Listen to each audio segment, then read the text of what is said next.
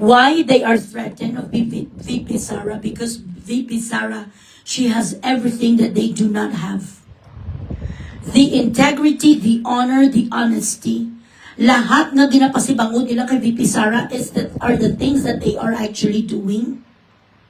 VP Sara is somebody na nagatinik sa kanilang lalamunan that they want to eradicate. Gusto nila mawala. Grabe ang kanilang mind conditioning. I was just talking to one of my friends the other day. She's in the States. She really believed that VP Sara, nilustay ang 105 million. Are you fucking kidding me? Sabi ko sa kanya, do you even know when that money was given to her? When the budget was given to her? Hindi mo alam na binigay yung December 11 na and she had 70 days to liquidate it? And you do not know the reason why? Ang mga pangalan Pilat Sing Iloy nga Maria Piatos is actually used to, what you call that? To protect assets. Hindi yan gina-explain sa inyo sa mga diputan, yung mga kakampings, sa mga Pilat Sing Iloy, yung mga BBMers. It's because this is what they want you to believe. That VP Sara has apparently used the funds as, malversation.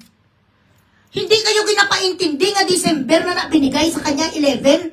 December 31, patapos na ang taon kaya ginatawag nila na si VP Sara kinlustay, August, di pa inintay, December binigay. And common sense would tell you, ang mga Maria Piatos na ginalagay as mga assets yan, of course they need to fucking protect their assets.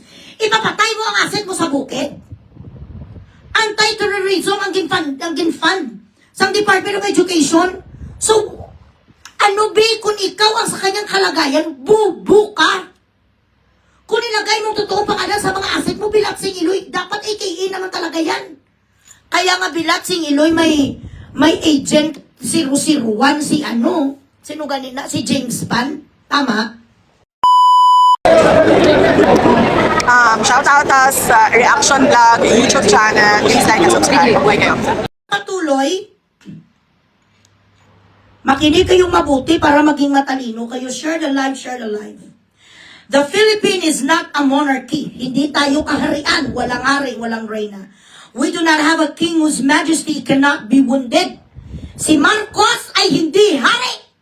Hindi sa pinanganak na dugong bugaw, ang nanay niya ay nanalo lang Miss Friendship sa isa pageant. Sa Ilocos noon, kaya nakita siya ng kanyang tatay na isang judge during that time. Neither of his parents came from a well-off family or royalty. Wala siya dugong bugaw. We do not punish people simply because they insult or criticize or express rage against the head of the government because of the democracy. That is the logic of lèse-majesté, a relic of monarchies and authoritarian regimes where the ruler is treated as sacred and criticism is treated as an offense against the state. That has no place in a constitutional democracy. Dito sa amin, sa Middle East, dahil kami ay may mga hari, bawal kami magreklamo. Hindi kami pwede mag-say ng anything bad. In fact, kami ay nagarespeto sa aming mga hari dahil ang mga hari naman talaga namin dito ay mga mababait. Very protective sa amin at hindi sila mga abusador. Mga tunay na mga mayayaman kag mga royal blood dito sa amin. Mahal kami. They would even assure us that everyone here in United Arab Emirates is an Emirati. This is how special we are. We are being embraced as one of their own.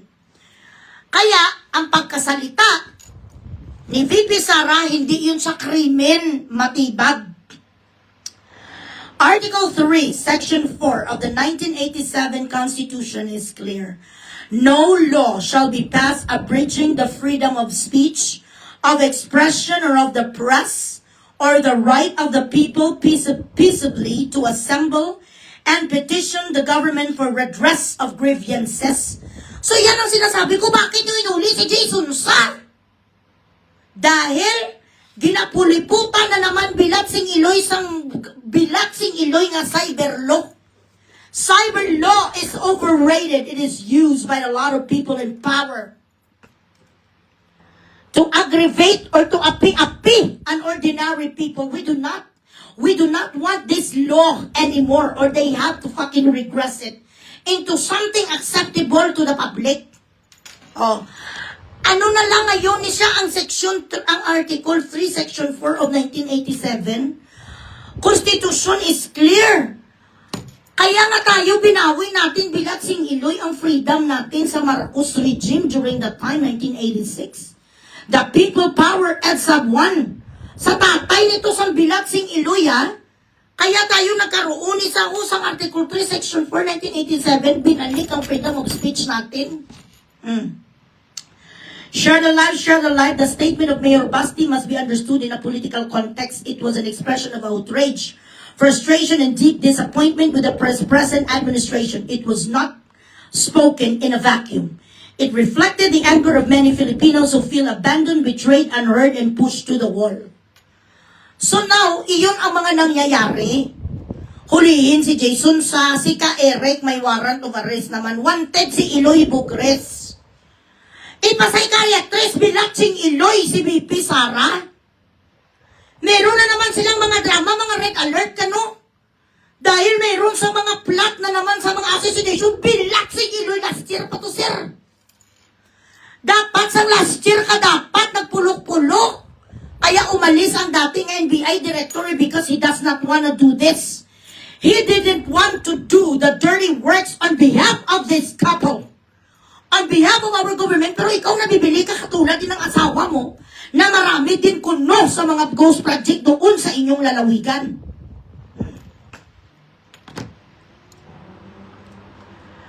Pwede ka ba mag-lawyer? Pwede po ko mag-lawyer. Oo, nag-start na ko actually. I am just finishing my PhD and I am going to take classes. Share the live, guys.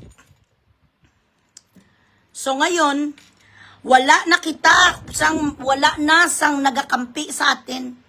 Pinapanawagan ko dyan ang Supreme Court of the Philippines. You have to revise the cybercrime. You have to revise the rights of the Filipino people because this is not right anymore. People in power are using this to their to an extent to aggravate us. What is the use of our First Amendment? Ang ating freedom of speech kung gamay-gamay lang puta.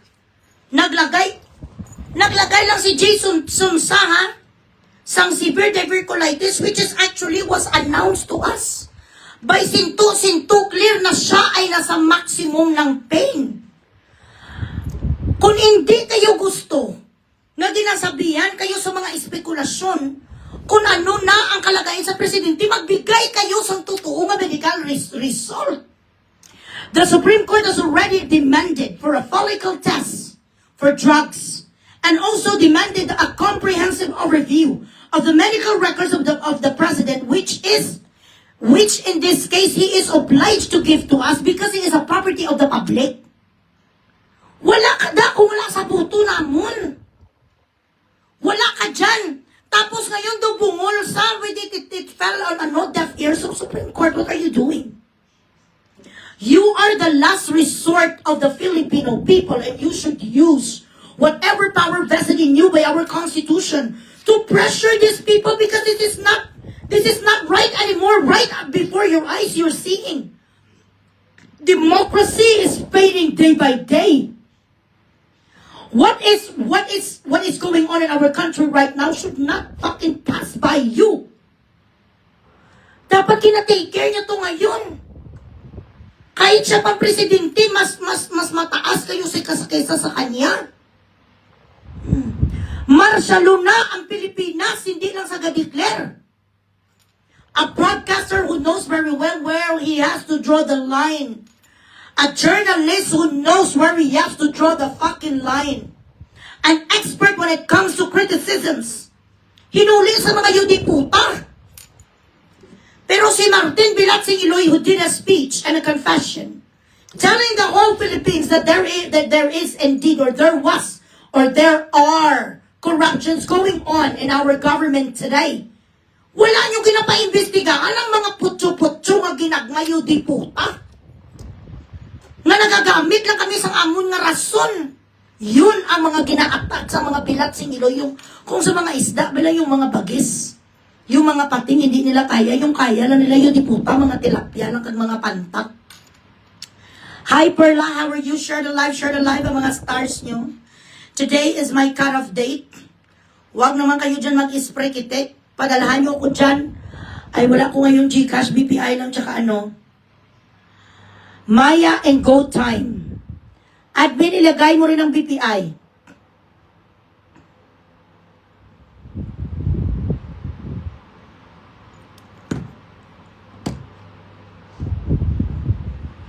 Miley Weng Apariche.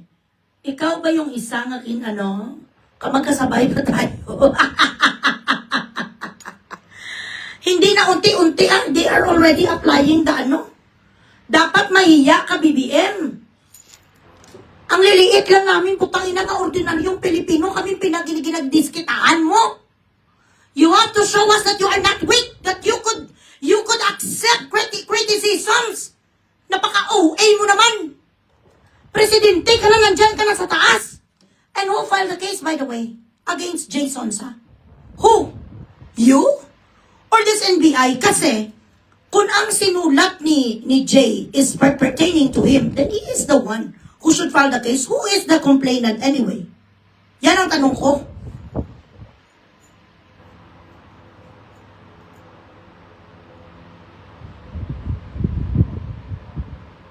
Share the live, guys.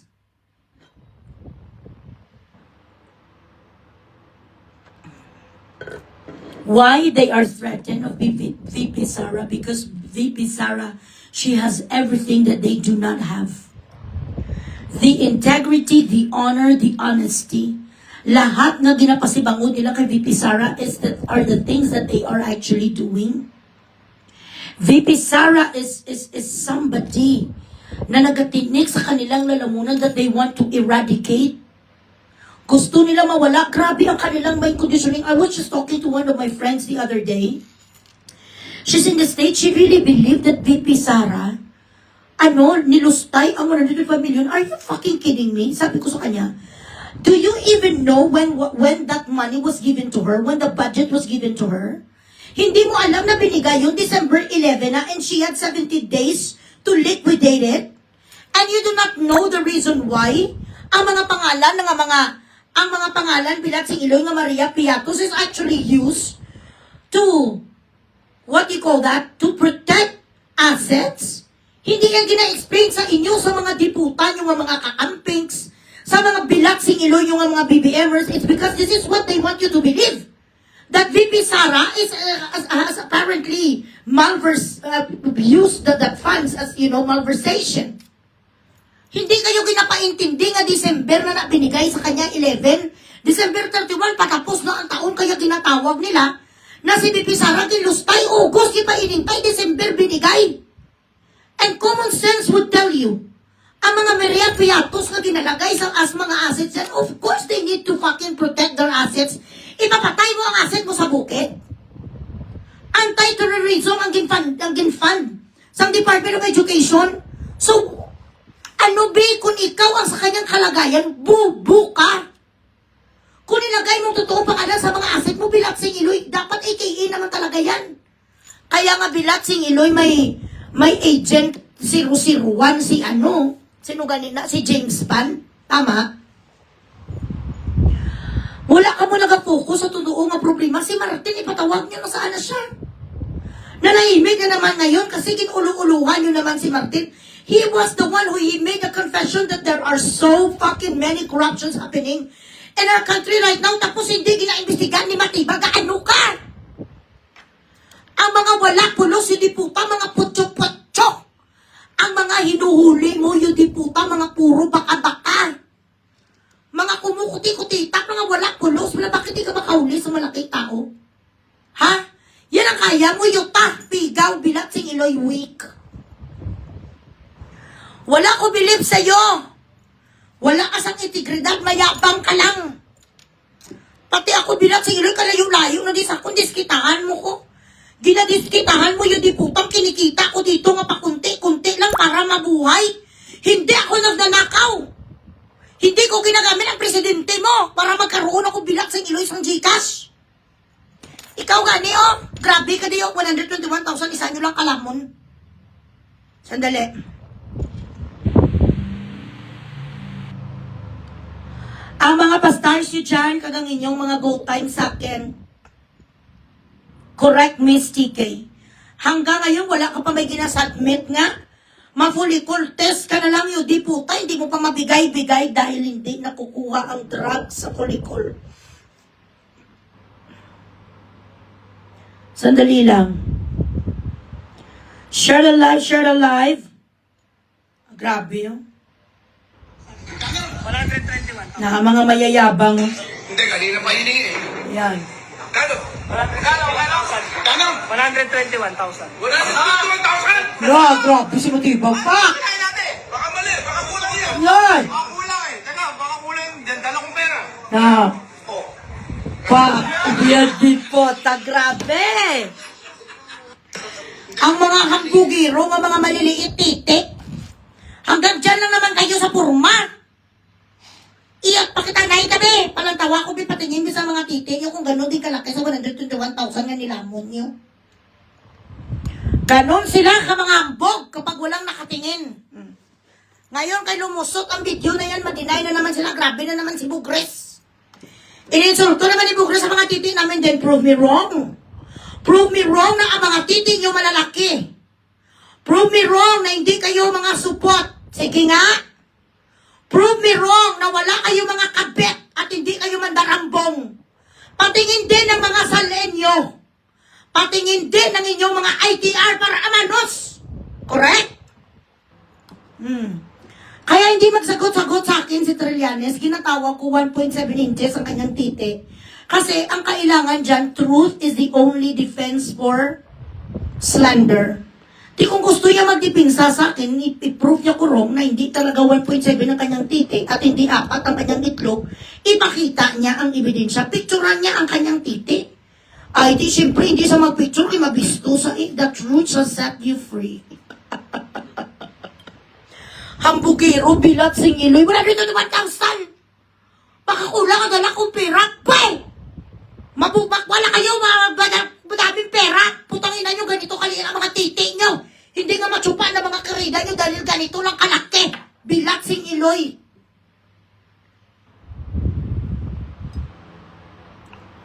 Hello, Mildred. How are you? Wala pa kita may napadala sa aking Go Time. Tsaka BPI.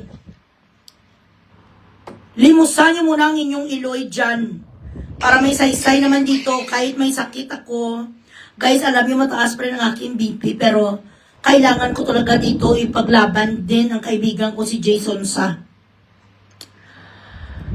Wallace Princess Heart. Pag magbigay naman dyan sa mga pastars. Makabarkada si Atayde. Numero 1 mo na si Atayde. Kita niyo may bahay nga sa Spain si Juan. May bahay si Spain sa sinuna sa si Silvia Sanchez. Din may bahay din sa Spain. I don't know. Cyber-liber mo lang kaso. Ni Jenny na sensationalize lang. Okay, di mag-bail siya eh.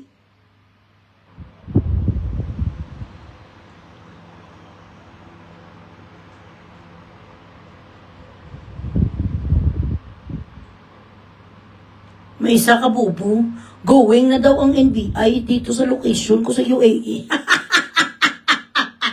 Wala dito jurisdiction, day. Ang mga supot kag maliliit titik. Ang inyong mga NBI, ang mga ganito lang kaliit nga titik ng mga NBI, patingin mga sir. Mga sir na isa kapaldo-paldo bilat sing iloy ang pera.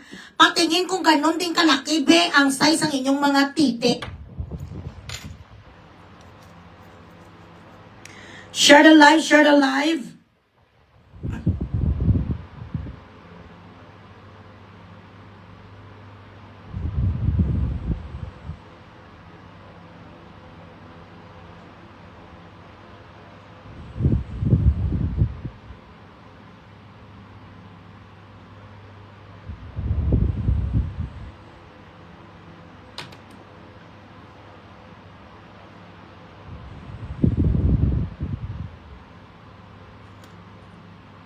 Share the live, share the live. Ay, bongga, bongga. Wallace, Chirurut, Herg. Mga Herg ang mga apelido. Dapat nagpa-PPI na sa akin. Mga 5K balaga. I do not answer to dummy accounts, please, between heaven and hell. I've denounced my being a Filipino a long time ago. Sa Kuwait, may reseller na tayo dyan, ha?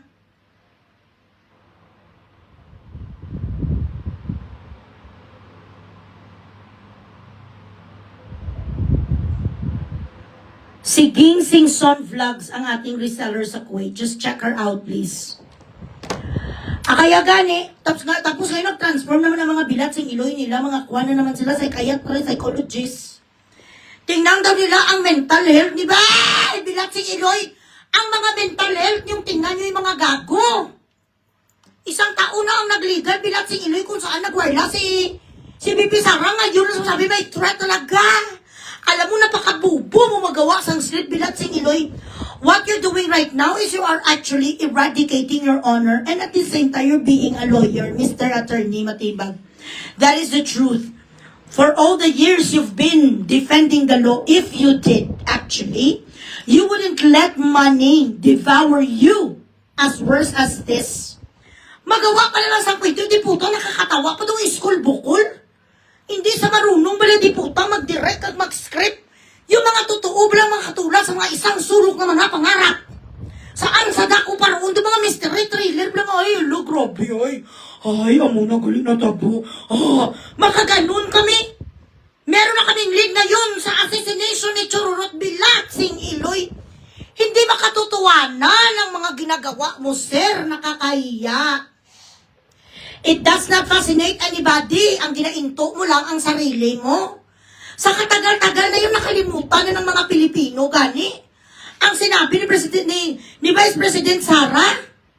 And on top of that, walang maniniwala sa inyo and we support her rage. We support her frustrations. Ikaw ba naman? Ginisa ang assistant mo tapos i-contempt sa mga bilat sing Iloy ng mga taga-Quadcom? Mawala di puta, it was not within the law. What did you expect her to do? Mapariyo sa kay Lene? Tapos ngayon, red alert, ay abaw! Bilat sing Iloy, red alert! Wala ka mo galing yun di puta, nag-red alert, bilat sing Iloy, sang krisis, ang gas! Wala ka mo nag-red alert, yun di puta, to sa may gimpatay, to nga pinakabilog, naglulutaw, to sa taan late. Hindi nyo galing gina-red alert ang mga kwan nyo, mga wanted, yung mga kaniatong ang. Tapos ang last year pa, nga nagsigaw lang si BP Sara, which is conditional, which is accepted. Accepted by the law because that was her political speech. Kung if she dies, she's very smart. She knows what she was talking about. In the event that I will die, at siyaman sila, hindi mo naman sa ma-accuse during that time, di tayo siya na sa. Correct? Tapos kami nag-drama, red alert, ay abaw, bilat sing Iloy. Bakit? Sino ang lead nyo bilat sing Iloy? Abu Sayyaf? Sino ang lead ninyo, Hamas? Ha? Sinong kailangan na naman mapalabas pa sila si BP Sara? Mapalabas na naman sa kunyari, si BP Sara miyembro ng jihad. We won't be surprised if you were going to make shit up again.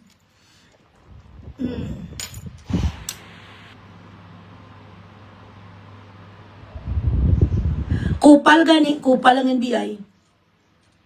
Wala na sa credibility. You just put this in your head, remember? After they used Tory, nga gago, nga chimpanzee nga si Tory. After they used him, doing their fucking dirty works, what happened to him na demote sa MMDA? Ang gago-gago din nga matanda, nga bilat sing Iloy, tinanggap niya rin, wala din sa honor sa kanyang sarili. Numero 1 din nga maliit nga titi, nga support. Kasi kung totoo, nasa nga may panindigan, kag tuod-tuod talaga nasa nga nanumpa sa watawat ng Pilipinas, hindi niya tatanggapin ang kanyang demosyon. Tinanggap ka sa gago bilat si Iloy, chip ka sa PNP, tapos ngayon hindi puta sa krasada ka na lang. After they use you, you are going to be fucking kicked to the curb. Anong ginawa nila kay Martin? Hindi mo na nakikita, sir? Bilat si Iloy, abogado ka pa naman. Abogado ka, pero lang slow mo, sir. Anong ginawa nila ngayon kay Martin? Hindi nila si Martin ngayon ginadugdo? Hindi nila ginagorgor? Ha? Pinagkakaisahan nila, sooner or later, ang next mong akwan ng posisyon ibigay sa iyo, maninggiti ka na lang.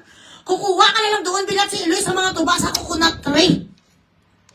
Kung kaya nila na ilagay sa MMDA ang Chief of Police nga si Ture, ikaw next ilalagay nila sa Manila Zoo.